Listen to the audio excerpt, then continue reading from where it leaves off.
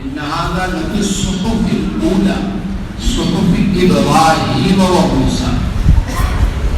اللہ تعالیٰ نے آخری دعائیں میں ارشاد فرمایا کہ یہ چیزیں اس سے پہلے کے صحیفوں میں بھی رہی اور صحیفوں کے ساتھ دو نبیوں کا نام اللہ نے ذکر فرمایا. قرآن کیا ہے اس سورت کیا ہے صحف ابراہیم و موسیٰ. حضرت ابراہیم علیہ السلام اور حضرت موسیٰ علیہ السلام کے صحیفے. تو ایک بڑی تعداد 100 سے زیادہ ایک بڑے محقق اس لائن کے گزرے ہیں ڈاکٹر محمود احمد قاضی رحمۃ اللہ علیہ. انہوں نے 200 کے قریب شاید صحیفوں کا ذکر کیا ہے کہ جو آسمان سے اللہ تعالیٰ نے نبیوں کو نازل کیے ہیں اور بھیجے. ہمیں آج کے اس اہم اور مبارک دن میں اور اس مبارک وقت میں جس کتاب کے تعلق سے کچھ عرض کرنا ہے وہ ہے قرآن کریم. قرآن کریم کی فضیلت و عظمت کو بیان نہیں کرنا ہے, اسے ہم سنتے ہیں, ہم کسی موقع پر ہم سنیں گے.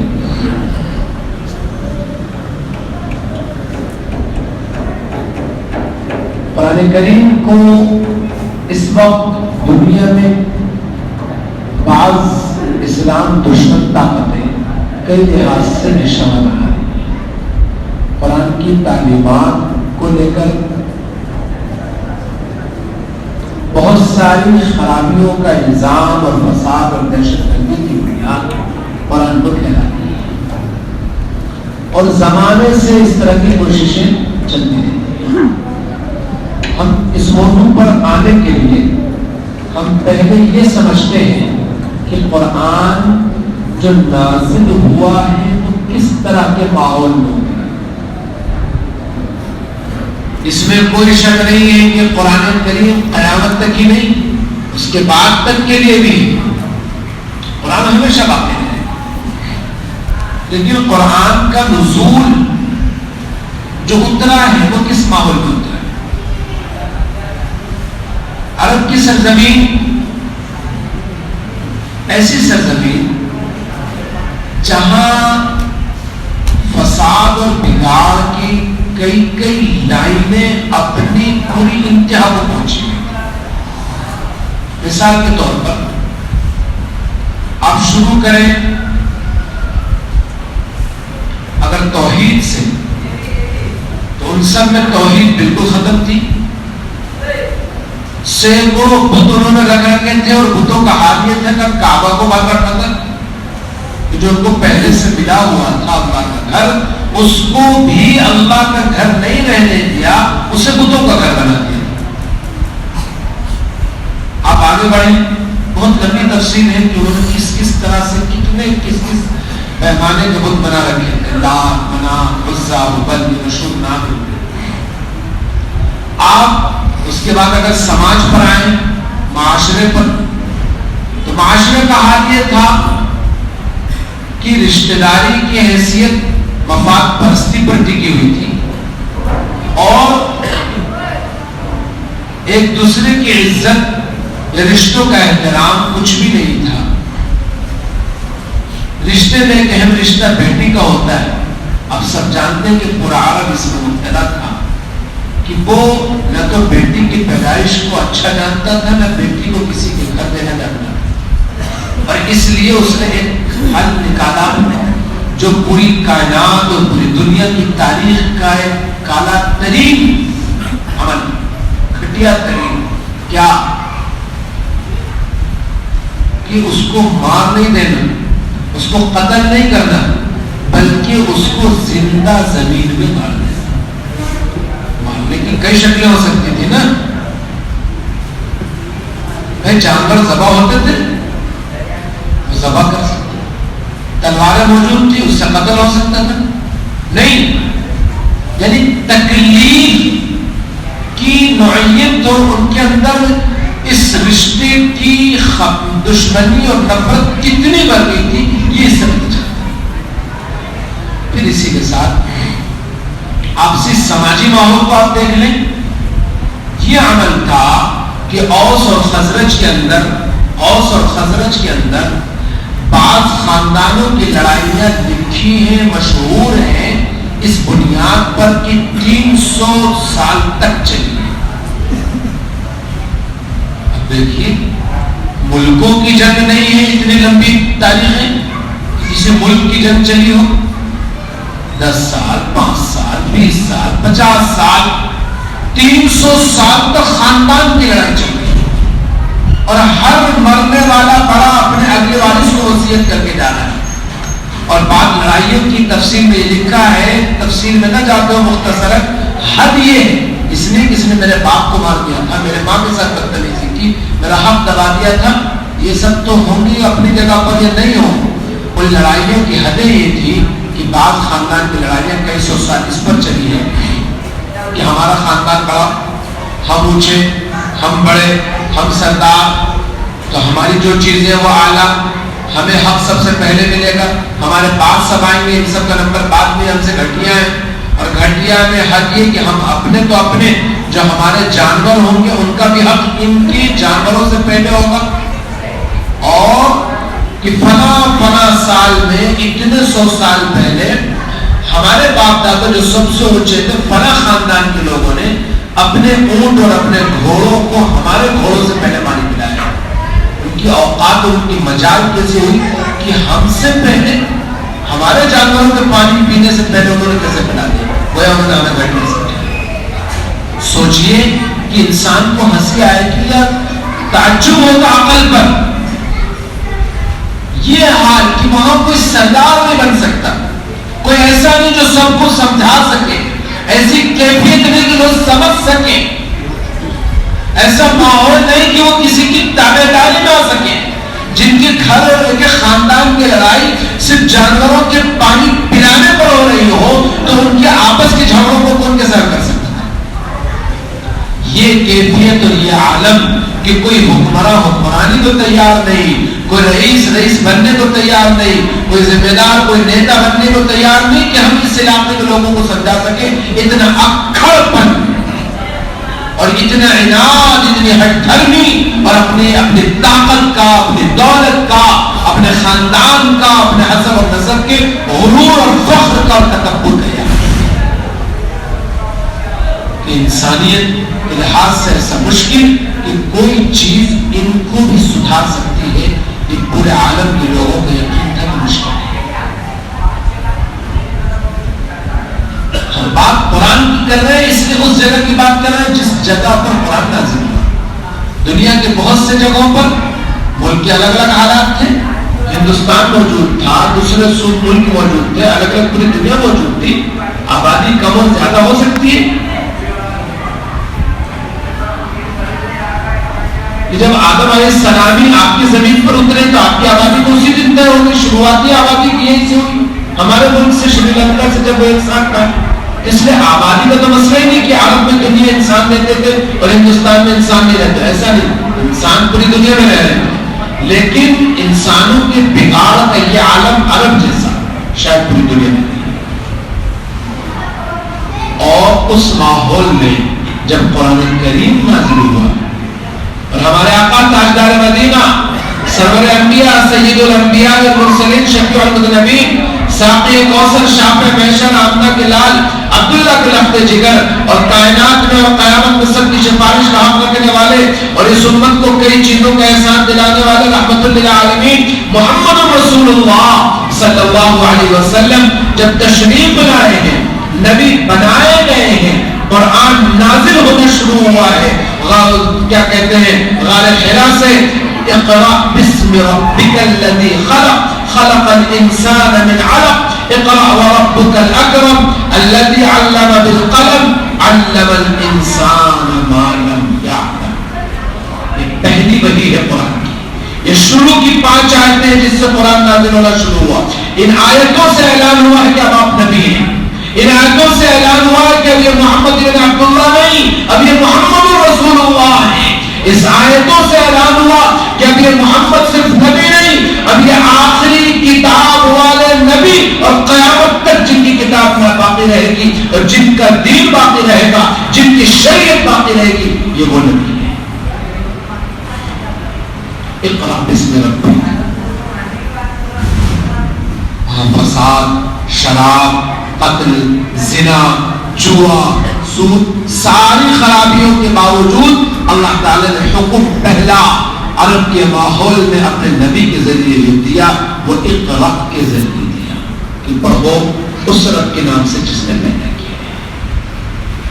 تعلیم تو موجود تھی، بڑے ماہر تھے، بغیر تعلیم کے شاعری کیسے کر سکتے ہیں؟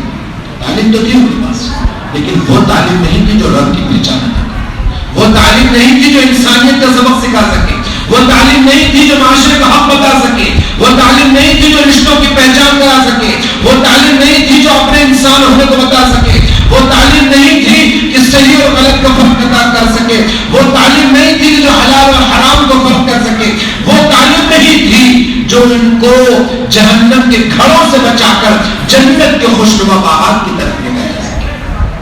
قرآن نازل ہوا، عرب والوں نے سنا، مخالفتیں کی. آپ کو معلوم ہے کچھ ہی دن کے بعد اللہ کے نبی صلی اللہ علیہ وسلم صفا پہاڑی پر آتے ہیں اور خاندان والوں کو جمع کرتے ہیں اور ان سے پوچھتے ہیں کہ بتاؤ اگر میں یہ کہوں کہ ادھر سے کوئی قافلہ تم پر حملہ کرنے والا کوئی لشکر تو تم مانو گے یا نہیں؟ تو ان لوگوں نے سب نے کیا جواب دیا تھا کہ ہم نے آپ پر جھوٹ کا تجربہ نہیں کیا، ہم نے آپ کو کبھی جھوٹ بولتے ہوئے نہیں دیکھا، جھوٹ بولتے ہوئے نہیں دیکھا، تو آپ جو کہیں گے وہ سچ کہیں گے. اس ماحول میں اللہ کے نبی صلی اللہ علیہ وسلم نے ان سے کہا قولوا لا الہ الا اللہ تفلحوا، کہ تم سب کے سب اللہ کو ایک مان لو اور مجھے اللہ کا رسول مان لو تو تم سب کامیاب ہو سکتے ہو. اسی موقع پر ان کے ہی چچا ابو لہب کھڑا ہوتا ہے اور وہ مخالفت کرتا ہے اور وہ کہتا ہے تبت لک یا محمد الہذا جمعتنا، اے محمد نعوذ باللہ تو ہلاک ہو برباد ہو، کیا تو نے اس لیے جمع کیا ہے؟ تو جس کے بارے میں ابھی ایک منٹ پہلے یہ بول رہے ہو کہ آپ جھوٹ بھی نہیں بول سکتے ہو اور اگلے منٹ کے بعد ان کو برا بھلا اور بدتمیزی کی جا رہی ہے اور ان کی شان کو گستاخی کی جا رہی ہے. یہ کہ وہ ایسی بات جو ان کے دین کو چھوڑا دے، ان کے طریقوں کو ہٹا دے، ان کے چلتی ہوئی پرمپراؤں کو چھوڑوا دے، وہ اس کو سننے کے لیے تیار نہیں تھے اور بھرے مجمع میں مخالفت اور بھرے مجمع میں بدتمیزی اور گستاخی کرنے کی کوشش کر رہے ہیں. لیکن پھر جب محنتیں ہوئی، ماحول بنا، انہوں نے سننے کی کوشش کی، قرآن پر عمل کرنے کی کوشش کی، قرآن کو سمجھا، ایمان کو سمجھا، مقام کو سمجھا، قرآن کے پیغام کو سمجھا، قرآن کی تعلیم کو سمجھا، تو اللہ تعالیٰ نے اس قرآن جو آج موجود ہے، اللہ کی شان یہ دیکھیے جس سے قرآن کا پتہ چلتا ہے. اس پہلے لفظ سے، پہلی آیت سے، صرف 2 آیت پر میں بات کروں گا. قرآن شروع ہوتا ہے بسم اللہ الرحمن الرحیم سے، اور اس کے بعد پہلی آیت اور پہلی سورت سورۃ فاتحہ ہے جس کے اندر ہے الحمدللہ رب العالمین.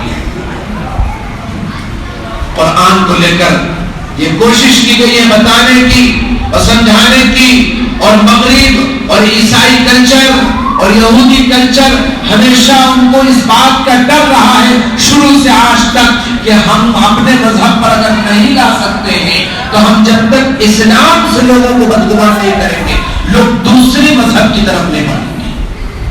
لوگ یہودی بنے نہ بنے اور عیسائی کی کوشش کہ عیسائی بنانے کی پہلی کوشش، لیکن اگر کوئی عیسائی نہ بنتا ہو تو کم سے کم وہ مسلمان باقی نہ رہے. اس محنت میں وہ قرآن پر کہتے ہیں کہ قرآن کے اندر جہاد کیا ہے، قرآن کے اندر قتل کا حکم ہے، قرآن کے اندر کچھ تبدیلی کرنا چاہیے. دوسرے ملکوں میں اس طرح کی کچھ پھر بات ہوتی ہے اور ہمارے یہاں اٹھاتے رہتے ہیں کہ اس کے اندر جہاد کا حکم ہے، اس میں مارنے کا تذکرہ ہے، اس میں مار دھاڑ کی بات ہے، اس میں مرڈر کا حکم ہے، اس میں کافروں کو زندہ نہیں رہنے کا پیغام دیا گیا ہے. گویا یہ کتاب ہتھیاری والی کتاب ہے، گویا یہ کتاب شانتی بھنگ کرنے والی کتاب ہے، گویا یہ کتاب پوری دنیا میں قتل اور فساد مچانے والی نعوذ باللہ کتاب ہے. اس کتاب کی پہلی آیت جو قرآن میں 114 مرتبہ آئی ہے بسم اللہ الرحمن الرحیم، صرف اس پر غور کر لیا جائے کہ 113 سورتوں میں بسم اللہ لکھی ہے اور ایک جگہ قرآن میں انہ من سلیمان بسم اللہ الرحمن الرحیم الگ سے آیا 114 مرتبہ. شروع اللہ کے نام سے. سوچئے کہ قرآن شروع ہو رہا ہے، کون سا قرآن جس کی جیسی ایک آیت، ایک سورت، ایک صفحہ، ایک پارہ الگ الگ انداز سے عرب والوں کو چیلنج کیا گیا تھا. ایک سورت لے آؤ، فاتحہ سورت مصری. تم کو گھمنڈ ہے نا، ہم عربی ایسی بولتے ہیں جیسے آج لوگوں کو گھمنڈ ہونے لگا، ہم انگلش ایسی بولتے ہیں، ہم فلاں ایسے بولتے ہیں، ہمارا ایسے. جب سورت نہیں آتا تو قرآن نے کیا کہا؟ ایک آیت بنا لو. کچھ نہیں. جو عرب والے اس لیول کی پوری دنیا میں ان کی شاعری پڑھی جاتی تھی، وہ عرب جاننے کے باوجود کوئی قرآن جیسی کوئی صورت نہیں بنا پائے. تو جس میں اس لیول کی کتاب جس سے قیامت تک رہنا ہے اور اللہ رب العزت کی کتاب ہو اور اس کائنات کے پیدا کرنے والے کا کلام ہو، تو سوچئے اس کی طاقت اور اس کی شان اور اس کی خلقت اور اس کا کرشمہ اور اس کی قدرت اور اس کے پورے نظام کو چلانے کی جو شہنشاہی والی صفت ہے. اس طرح کی صفتوں کا اعلان ہونا چاہیے تھا. قرآن شروع ہوتے ہیں عقل نہیں کہتی ہے، کیونکہ جب کوئی پٹیل صاحب اپنا تعارف کراتے ہیں، کوئی نیتا جی اپنا منچ سجاتے ہیں تو بتاتے ہیں کہ نیتا نے یہ کیا ہے، یہ علاقے میں ہمارے کاریہ کیے گئے اور فلاں فلاں ہمارا یہ کام ہوا ہے اور صاحب نے یہ کیا ہے. اور کوئی دادا ہے، کوئی طاقتور ہے تو اپنے طاقت کو بتاتا ہے. بڑے بوڑھے مر گئے تو ان کی اولادیں اپنے ابا کے بارے میں بتاتی کہ ہمارے باپ کا یہ روگ تھا کہ لوگ یہاں سے آنکھیں نیچی کر کے جاتے تھے فلاں فلاں. تو لوگ طاقت کو، بڑے ہونے کو بتانے کے لیے روگ کا، پیسے کا، الگ الگ انداز کا روگ بتاتے ہیں. وہ اللہ جب قرآن شروع کر رہا ہے، اس اللہ رب العزت نے جو قرآن نازل کیا تو وہ شروع اس کی پہلی آیت اور ہر سورت میں جس کو رکھا گیا اور جس کو قرآن کا جز بنایا گیا، بسم اللہ الرحمن الرحیم میں اس اللہ جس کی کم سے کم 99 صفت تو ہے ہی، صفت تو بہت ہے، 99 آپ کے خصوصی نام ہے جو ہر قرآن میں لکھے ہوئے ہیں، جس میں جبار، قہار، رزاق سب کچھ ہے. وہ اللہ کی اتنی صفتوں کے باوجود بسم اللہ میں اللہ کے نام کے ساتھ جس کی دو پہچان کو رکھا گیا وہ ہے الرحمن اور الرحیم. سوچئے خدا کی قدرت، سوچئے خدا کی شان. پڑھ کر تعجب ہوا. ایک عالم قرآن کریم کی تشریح لکھنے والے لکھتے ہیں جس رب الجلال کا یہ کلام ہے، اس کے اتنے شان ہونے کے باوجود، پوری دنیا اور پوری کائنات کے پیدا کرنے کے باوجود اس نے اپنے نام کے ساتھ قرآن میں سب سے پہلے الرحمن الرحیم رکھا، جس میں یہ اعلان کیا گیا ہے کہ وہ اللہ وہ ہے جو پوری دنیا کے انسانوں پر، کائنات کے ہر ذرے پر، کائنات کے ہر مخلوق پر اور انسانوں پر، انسانوں میں کافروں پر، مشرکوں پر، مجوسیوں پر، ہر طبقے پر رحم کرنے والا ہے. اس نے اپنے مانوتا کی صفت کا اعلان کیا. اور پھر الرحیم جو اور بہت زیادہ مہربان ہے، رحمان اور پھر رحیم اور زیادہ. یہ بعض حضرات مفسرین کے بقول جو دنیا میں بھی اور مسلمانوں پر آخرت میں بھی رحم کرنا والا ہے. مختصر آگے بڑھی. اس کے بعد پہلی آیت ہے الحمدللہ رب العالمین، کہ تمام تعریفیں اس اللہ کے لیے ہیں جو پوری دنیا کا رب ہے. مفسرین کہتے ہیں یہاں پر رب العالمین کے ذریعے قرآن کا آغاز کیا گیا اور اس سورت کا آغاز کیا گیا. اس میں اعلان یہ ہوا کہ رب کہتے ہیں اس کو جو بہت چاہت کے ساتھ، بہت خیال رکھ کر، بہت فکر کر کے کسی کی پرورش کرنا ہو، اس کو کہتے ہیں رب. اردو میں کہتے ہیں ماں باپ اور استاد کو مربی، یہ ہماری تربیت کرنے والے، یہ ہمارا خیال رکھنے والے. تو رب العالمین جو پوری دنیا کا پالنہار ہے، اور عربی کے لحاظ سے رب کے معنی جو بہت ہر ایک کا خیال رکھتا ہو، اس کی ضرورت کا، اس کی خواہشوں کا، اس کی چاہتوں کا، اسے رب کہتے ہیں. اس رشتے سے پوری دنیا کے انسانوں کو بھائی بنایا. یا تم سب کا رب ایک ہے، تم سب اس کے پیدا کرتا مخلوق ہو. الخلق عیال اللہ، اللہ کے نبی صلی اللہ علیہ وسلم نے فرمایا پوری دنیا کی مخلوق یہ اللہ کے عیال ہے اور تم سب کے سب آپس میں سے انسانی رشتے کے لحاظ سے.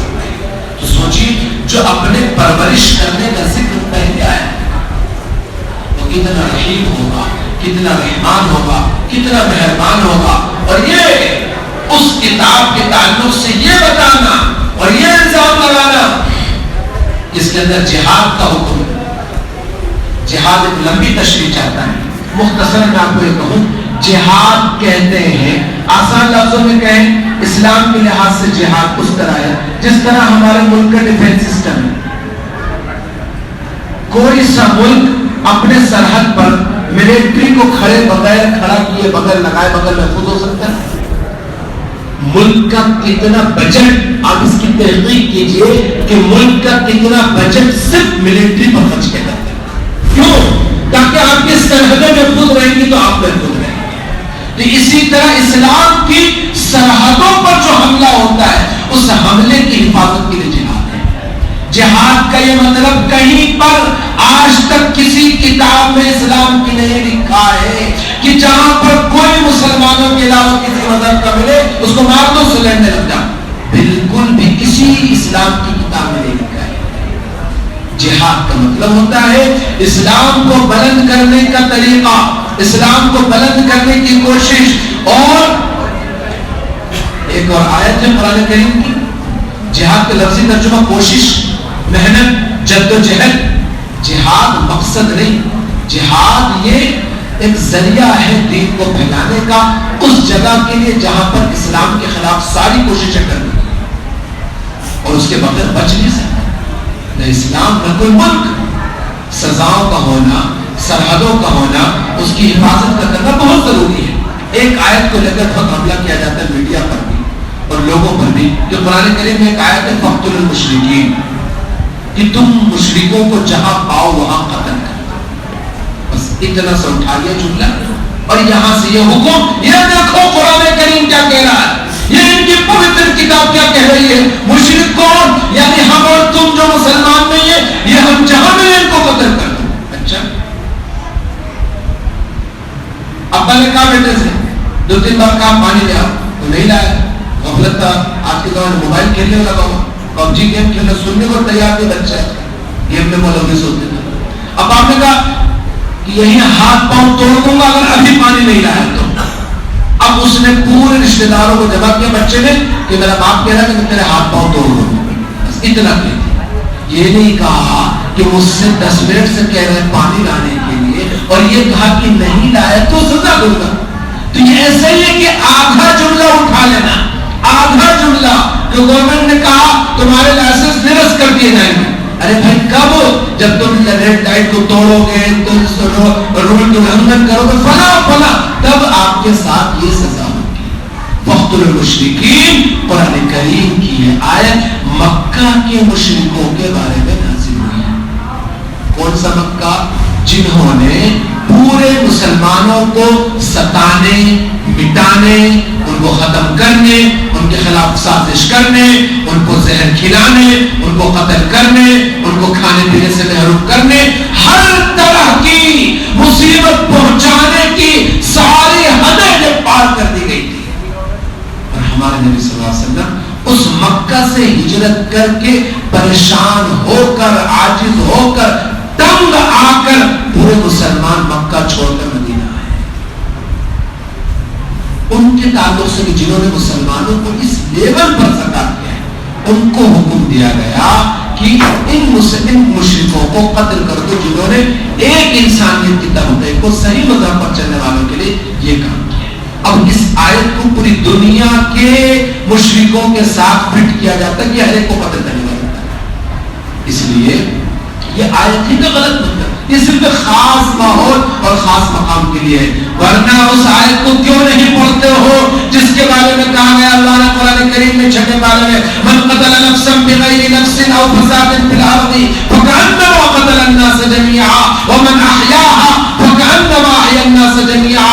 قرآن کہتا ہے لوگوں قیامت تک کا ایمان کا، اسلام کا اور میرے احکام کا اور قرآن کا اصول یہ ہے، قیامت تک جس کسی انسان نے کسی انسان کو قتل کر دیا ہے، من قتل نفسا بغیر نفس، تو اس نے پوری دنیا میں فساد مچایا ہے.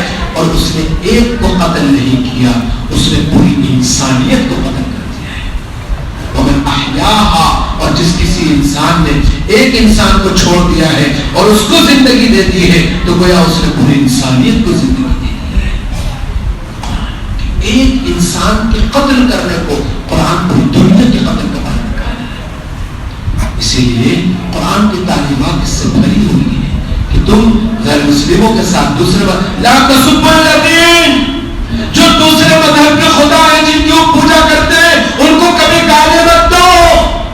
قرآن کہہ رہا ہے کن کے بارے میں؟ یہ دوسرے مذہب کے بارے میں جو باطل ہے، جھوٹے ہیں، جن کا جھوٹ واضح ہے. لیکن قرآن کہہ رہا ہے کہ ہمارے لیے ضروری نہیں ہے، ہمارا یہ حق نہیں ہے کہ ہم دوسرے مذہب کے دیوتاؤں کو گالی مت دیں. کیوں؟ کیونکہ وہ بدلے میں اس کو وکیل جو حقیقت میں خدا ہے. آپ وہاں تک پہنچو ہی تو دوسرات کے بتانا.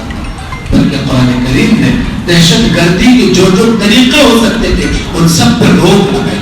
قرآن اور اسلام کے بارے میں یہ کہا گیا کہ یہ دہشت گردی سکھاتا ہے. ایمان والے دہشت گرد ہیں، جبکہ پوری دنیا میں دہشت گردیاں بھی کسی کے ساتھ کی جا رہی ہے وہ خالص مسلمانوں کے ساتھ کی جا رہی ہے. سارا اتیاچار مسلمانوں کے ساتھ کیا جا رہا ہے. ایک دھرم والے دوسرے دھرم پر اتیاچار کرتے کرتے زبردستی اس کے نعرے لگانے کی کوشش کر رہے ہیں اور وہ یوں کہتے ہیں کہ مسلمان یہ دھرم یہ اتیاچار ہے یا آتنکواد بنا ہے. تو اپنی تعلیمات کو چھپانے کی اور دوسروں کو بدنام کرنے کا ہمیشہ یہ طریقہ ہے.